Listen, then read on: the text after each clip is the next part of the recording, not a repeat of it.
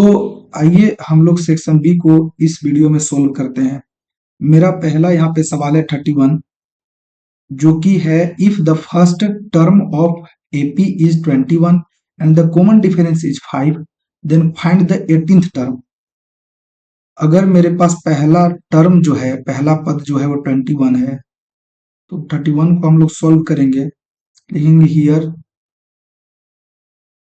ए पहला टर्म कितना है, तो 21 है, एंड डी इक्वल टू कितना है, कॉमन डिफरेंस कितना है, 5 है। हमें क्या निकालना है, 18 टर्म, ए 18 निकालना है। यानी कितना हो जाएगा, ए प्लस इससे एक कम डी, यानी कितना हो जाएगा 17 डी।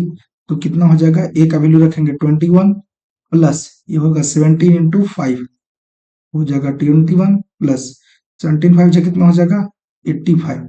इसको जोड़ेंगे तो कितना हो जाएगा 106। तो मेरे पास जो ये ए 18 जो 18th टर्म जो आया वो कितना आया 106। तो ये मेरा आंसर हो गया। ऐसे ही आगे बढ़ते हैं। 32 क्वेश्चन नंबर जो है, a square is made by bending a circular wire of radius 14 centimetre, find the perimeter of the side of a square. तो 32 सवाल है, 32 जो क्वेश्चन है, इसमें हमें बनाना है कि एक स्क्वायर बन रहा है सर्कुलर वायर को बेंड करके, सर्कुलर वायर को बेंड करके एक स्क्वायर तैयार कर दिया जा रहा है। ठीक, यानी मेरे पास यहाँ है perimeter, we have perimeter of square is equal to क्या हो जाएगा, circumference, circumference of circle, circumference of circle. तो perimeter of square circumference of circle क्यों बराबर हो जाएगा, क्योंकि उसी से बेंड होके स्क्वायर तैयार हो रहा है। तो सरकमफेरेंस ऑफ सर्कल कितना होता है, 2 पाई आर होता है। तो 2 इंटू पाई का वैल्यू कितना होता है 22/7 और आर का वैल्यू कितना दिया हुआ है 14 सेंटीमीटर। तो ये काट देंगे ऐसे, 7 दूना के 14, यानी 22 दूना के 44 दूना कितना हो जाएगा 88 सेंटीमीटर। तो पेरीमीटर कितना हो जाएगा स्क्वायर का 88 सेंटीमीटर। नेक्स्ट क्वेश्चन देखते हैं 33। मेरे पास है इफ आर, जिसका कोऑर्डिनेट है 10, 9, is the midpoint of the line segment AB joining the points A 6, 5 and B 14, Y, then find the value of Y। ऐसा लाइन सेगमेंट है AB, ये A है और ये B है। B का जो कोऑर्डिनेट है वो कितना है, तो 14, Y है, और A का कोऑर्डिनेट कितना है 6, 5, और जो बीच का पॉइंट है, बीच का पॉइंट है वो R है, जो कि 10, 9 है। इसको कैसे बनाएंगे, तो by mid point formula, by mid point formula क्या हो जाएगा, by mid point formula y का वैल्यू निकालना है। तो ये अगर y रहता ये, तो फार्मूला क्या लगता, ये जो 9 होगा y equal to y1 plus y2/2 होता है। ठीक, तो ये 9 है उसके जगह पे, तो 9 इक्वल टू कितना हो जाएगा, ये 5 प्लस y बाई कितना हो जाएगा 2, क्रॉस मल्टीप्लाई करेंगे तो ये कितना हो जाएगा 18 इक्वल टू 5 प्लस y। अब ये 5 इधर आ जाएगा तो कितना हो जाएगा 18 minus 5 equal to y। Therefore y equal to कितना हो जाएगा, घटाएंगे तो 13 इसका राइट आंसर हुआ। ये मिड पॉइंट फार्मूला से बना। नेक्स्ट क्वेश्चन देखते हैं। नेक्स्ट क्वेश्चन 34 जो है, if the height of the pillar is 60 metre from the source of light and the length of the shadow formed by them source of light is 20√3 meter, and what will be the angle of elevation। तो ऐसा मेरे पास source of light है ऊपर में, और वो कितना metre का है 60 मीटर का पिलर है। कितना शैडो बना रहा है, तो शैडो बना रहा है 20√3 मीटर, और ये बोल रहा है कि एंगल ऑफ एलिवेशन कितना होगा। एंगल ऑफ एलिवेशन को हम मान लेते हैं कि थीटा होगा, ए बी सी, ऐसे मान लेते हैं ये क्या होगा, थीटा होगा। तो क्वेश्चन नंबर ये 34 जो है हम करते हैं, let the required angle be theta, then tan theta क्या होता है, पी बाई बी होता है। ये पी हो जाएगा, थीटा के सामने वाला हमेशा क्या होता है, पी होता है, ये बेस है। तो टेन थीटा कितना हो जाएगा, B C by A B हो जाएगा। Tan theta equal to B C का वैल्यू कितना है, तो ये 60 है बाई ये 20 √3 है। अब ये 20 जा कट जाएगा 3 बार में, यानी टेन थीटा इक्वल टू कितना हो जाएगा, 3/√3। अब इसको क्या कीजिए, रेशनलाइज कर दीजिए, √3/√3 कितना हो जाएगा, 3√3 भाई ये √3 मिलकर कितना हो जाएगा, 3। कट करेंगे तो कितना होगा, √3। टेन थीटा इक्वल टू कितना हो जाएगा, ये √3 किसका वैल्यू है, तो टेन 60 डिग्री का वैल्यू है। Therefore theta equal to कितना हो जाएगा, 60 degree. Hence the angle of elevation कितना हो जाएगा, 60 डिग्री। याद रहे ये टेन टेन काटना नहीं है, कंपेयर करना है, थीटा इक्वल टू 60 डिग्री। ये मेरा आंसर हो गया। नेक्स्ट क्वेश्चन देखते हैं, क्वेश्चन नंबर 35। क्वेश्चन नंबर 35 जो है, if the length of the diagonal of A cube is कितना है, 8√3 सेंटीमीटर है, what will be the area of entire surface. मेरे पास क्यूब है, एक क्यूब है ऐसा,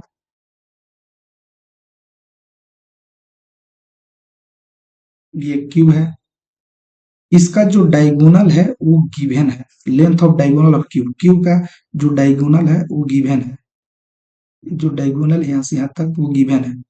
तो यहाँ से यहाँ तक ये कितना मिलेगा, अगर ये ए होगा तो ये कितना हो जाता है, इसका डायगोनल अगर नीचे स्क्वायर रहेगा तो a√2, और ये ए रहेगा तो ये ए है और ये a√2 है, तो ये कितना हो जाएगा, a√3। यानी लेंथ ऑफ डायगोनल कितना हो जाएगा, a√3। वी हैव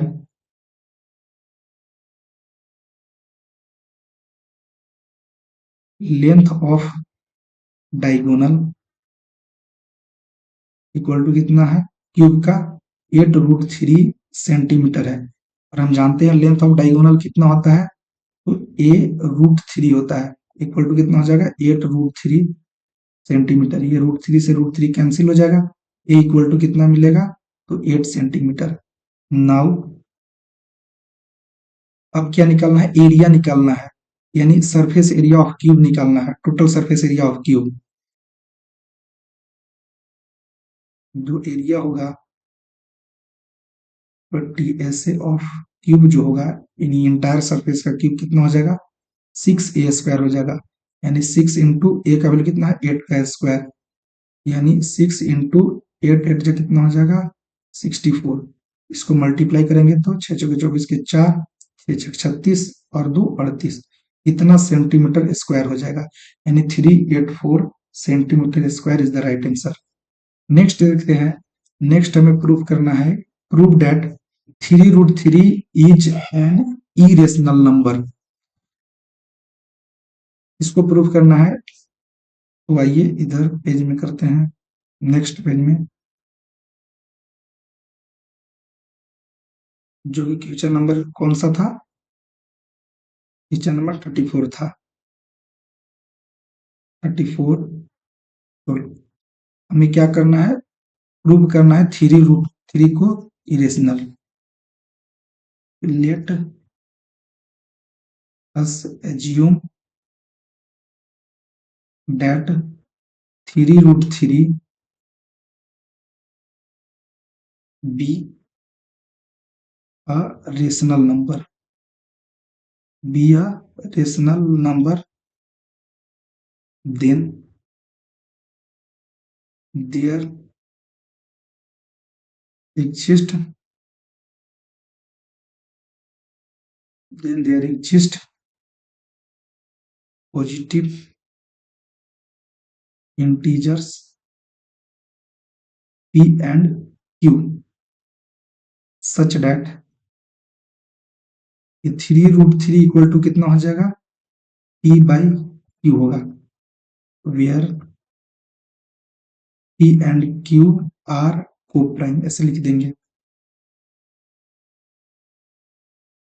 अब क्या करेंगे, ये 3√3, दिस इंप्लाइज डेट ये √3 इक्वल टू कितना हो जाएगा, पी बाई, ये 3 जो मल्टीप्लाई में कहा जाएगा, डिवाइड में, 3 क्यों हो गया, क्लियरली, क्लियरली, ये P by 3 Q is rational number, क्या हो जाएगा, is rational number, rational number, ये रेशनल नंबर है। सो अब ये इसके बराबर में है तो ये भी रेशनल नंबर हुआ। सो √3 is also rational number, but this contradict, ये कंट्राडिक्ट कर जाएगा, contradict that the fact is √3 is irrational, irrational number, ये कंट्राडिक्ट कर गया क्योंकि फैक्ट ये है कि √3 क्या है, इरेशनल, और यहां से दिख रहा है कि ये रेशनल था, लेकिन हमको फैक्ट पता है कि √3 क्या है, irrational. So our assumption is wrong, तो हम माने वो गलत है, hence hence 3√3 is irrational number. Next question देखते हैं। नेक्स्ट क्वेश्चन मेरे पास कितना, क्वेश्चन नंबर 37 है, क्वेश्चन नंबर 37, इसको यहाँ भी बना सकते हैं ना, कम जगह में, ये ज्यादा जगह नहीं लेगा। 37, क्वेश्चन नंबर 37, 37 ये है 2 cosec square 30 degree plus x cos 60 degree equal to 10 है, तो x का वैल्यू फाइंड करना है। अब cosec 30 का वैल्यू कितना होता है, तो हम दिमाग लगाएंगे कि cosec किसका उल्टा है, साइन का, तो साइन 30 का वैल्यू कितना होता है, 1/2, तो cosec 30 का वैल्यू कितना हो जाएगा, 2, इसीलिए ये हो जाएगा 2 इंटू 2 का square plus x into cos 60 का वैल्यू कितना होता है, 1/2 इक्वल टू कितना हो जाएगा, 10। अब 2 का स्क्वायर इंटू 2 कितना हो जाएगा, 4 इंटू 2 8 हो जाएगा, plus x/2 equal to 10, x/2, ये 8 उधर जाएगा तो कितना हो जाएगा, 10 माइनस 8 2 हो जाएगा, तो x इक्वल टू कितना हो जाएगा, 2 2 जा 4, ये जो डिवाइड में यहाँ जाएगा तो मल्टीप्लाई में हो जाएगा, 2 इंटू 2 कितना हो जाएगा, 4, x का आंसर यानी x का वैल्यू कितना आया, 4 है, 37 ये रहा। नेक्स्ट क्वेश्चन जो है 38 है, ये पूछा है कि is one term of AP, ये इतना माइनस 150 होगा y, यानी होगा कि नहीं ये पूछा है, क्या है, सोल्व इट एंड टेल। तो आइए नेक्स्ट पेज में बनाते इसको।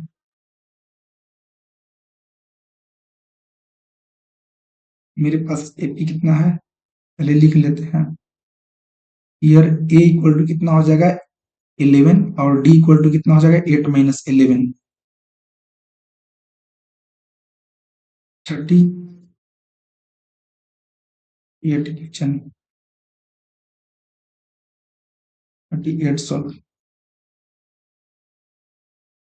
हियर ए इक्वल टू कितना हो जाएगा, 11, और डी कितना हो जाएगा, अगला टर्म माइनस पिछला टर्म, तो 8 माइनस 11 इक्वल टू कितना हो जाएगा, -3, and A N equal to कितना हो जाएगा, तो -150, इसी पे चेक करना है। Let N be the number of terms of the given AP.